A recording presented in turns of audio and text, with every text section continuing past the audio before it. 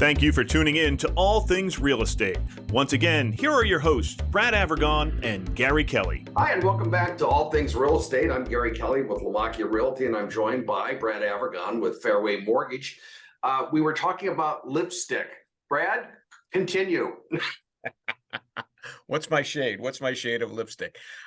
Yeah, we were talking about, when you have a property that maybe it's, circa 1960s and hasn't been touched since, or maybe it's even from the 70s.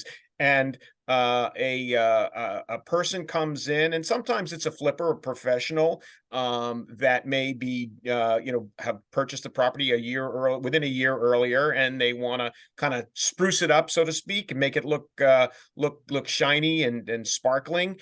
And so they'll, as we say, we'll put a little lipstick on it, right? We'll make it look pretty, and we'll send it on out there. And with first-time home buyers, a lot of times they can walk in and say, wow, look at this. This is just like right out of a magazine. But you and I, being kind of veterans in the industry, we know, well, that's on the surface. We want to make sure that things are pretty sound underneath. And you were using the example with the ivory or brown light switches under the new white switch plate. That's a clear telltale sign that somebody did that. So I actually go into a house that's clearly been flipped and give it an arbitrary grade. It's not a firm grading scale. But if I see the old switches with the new switch plates, that immediately drives me to a lower grade on the quality of the renovation. I mean, right.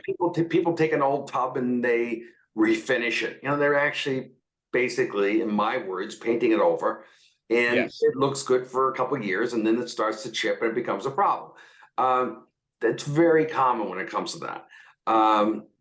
Putting in new insulation up in the attic.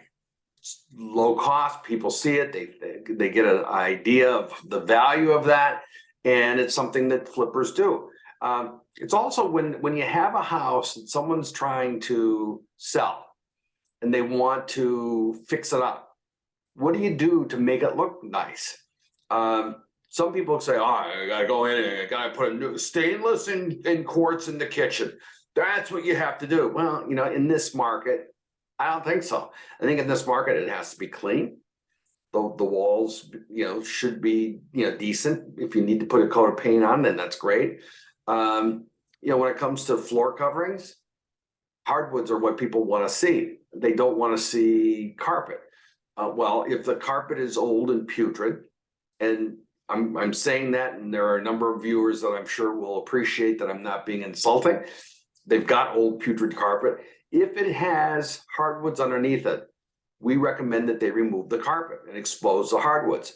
If they have plywood underneath, maybe you don't do that. I'm not into putting in all new hardwood floors. Maybe you have a commercial cleaner come in and clean the carpet, because carpets tend to ugly out before they wear out. So that's just some stuff that people do.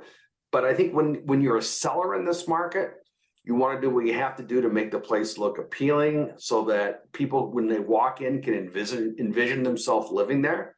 And when you're a buyer, you want to look and say, this is a nice, pleasant place. It's obviously been well maintained, and move on from there. Yeah, I think that's important, because as a seller, you as a professional are able to give them guidance as to where to put their money wisely. That's going to enable them to put that listing in its best light, right? Get the most bang for their buck. And you also may say, you know what? Yeah, putting, redoing a carpet or putting hardwood floors, yeah, that might be more appealing to a client, but are you going to get your money back necessarily? Not necessarily, and it's a lot of effort. So maybe you don't need to do that. So you could save them a lot of money as well. Likewise, what we tell people as a gross rule of thumb is that you're going to get back 50% of the dollar that you put into the property. Paint may be an exception, but if you're going to put in a new kitchen, you don't know what the buyer's going to want for their kitchen, and so buyers don't necessarily put as much value on that if they're going to replace everything in the kitchen. We have a house on the market right now where it's kind of awkward. The house sold. We had a cleaner go through and clean it, and the cleaner sadly scratched up the stainless steel. So we're getting estimates from a metal refinisher to fix that. And that I think is wonderful. But we talked to the owner. Do you want to do that if the buyer is going to go in and rip the kitchen out anyway? I don't think you want to spend that money. It's not good for the world, that kind of thing. Gary, I have a question for you. So, in the coming out of the crazy market that we were in during COVID years, so to speak, I know you would often recommend to sellers to do a pre-listing kind of inspection, home inspection on the property. Are you still in this kind of market recommending that, or are you, and then you use that to kind of just help disclose the property to buyers, or what are you suggesting for folks at this point? Well, we talk about it. Let's start with that and make it the seller's decision. In one case, we had a seller that's one of the pre-listing home inspection and sat there emphatically pounding the fists on the table saying, we're going to address everything that comes out of that report. Well, when the report actually came, they said, some of this is pretty minor. We're just not going to do it. And in one case, the house came back with a high radon number. It's like, listen, you've got to fix that now. And they're like, well, why? Well, you've got to disclose it.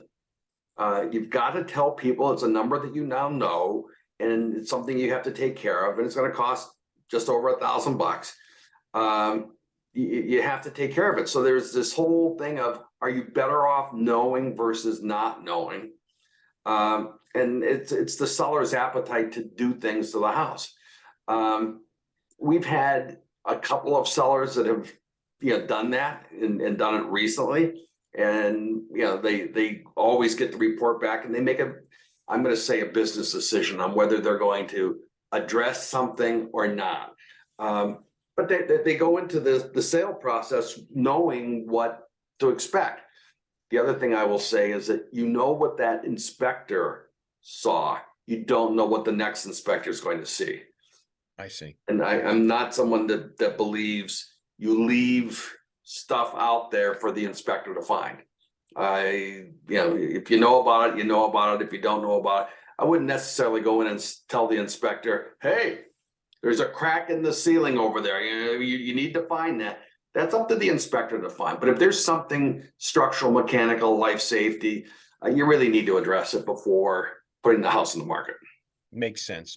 And that's one of those things that, you're able to kind of advise people on and say, okay, this is what will happen if we take this step, but these are the positives. These are the positives that can come out of it. These are the negatives that come out of it. And I think that guidance is really important, really important. So, but we were talking earlier about the spring market and things, people wanting to get their homes on the market quickly, and buyers being out there too. Buyers are out there trying to move very, very quickly. So I definitely get I don't know if you are, but I'm getting more of a sense of urgency on both ends, right? The sellers want to be able to get their houses out on the market and hit it during the spring market, which is perceived to be a really good selling market, and buyers are kind of out there saying, this is great, let's move forward. Well, let me go back to the chart that I had before. You can see that inventory should continue to rise. Okay, and then when you start to get the summer, it tails off, and as you get into the fall, as the leaves fall, so does the inventory of houses. Sure. Okay, now that doesn't mean that houses won't sell. That just means that we're in a situation where there's not going to be as many houses. There's an argument that says when there's not as many houses, it's a time to put your house in the market because there's less competition. That is very true. I would agree with that.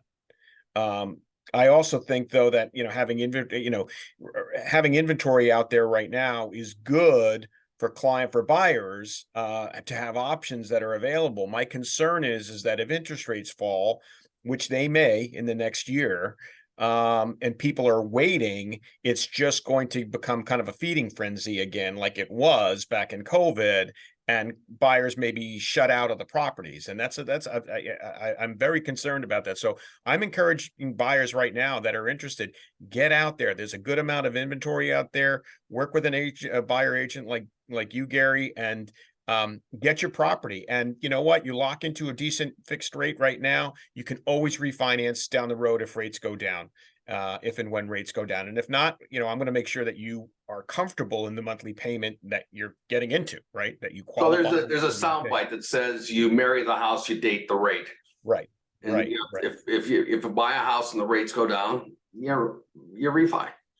The average mortgage, even before, and we've been in a downward trend for so many years, the average mortgage was kept every 5 to 7 years on maximum anyway. So it's a great opportunity to either get a fixed rate if you want the security of that, or go into an adjustable if you're okay with that, and lock it up for 5 to 7 years. Both are good options. So Brad, if someone wants to reach you, how would they do that? Best way to reach me, Gary, is via my cell phone, which is 978-375-5531, or via my email, which is brad@bradavergon.com. And Gary, how do they reach you? My cell is 508-733-6005, and I can be reached at Gary@movewithgary.com. Brad, as always, great show. I enjoyed the conversation, and I certainly hope our viewers and listeners have as well. Absolutely, Gary. Make it a great day, everyone. Once again, thank you for watching All Things Real Estate. If you have any questions, feel free to reach out to Brad or Gary.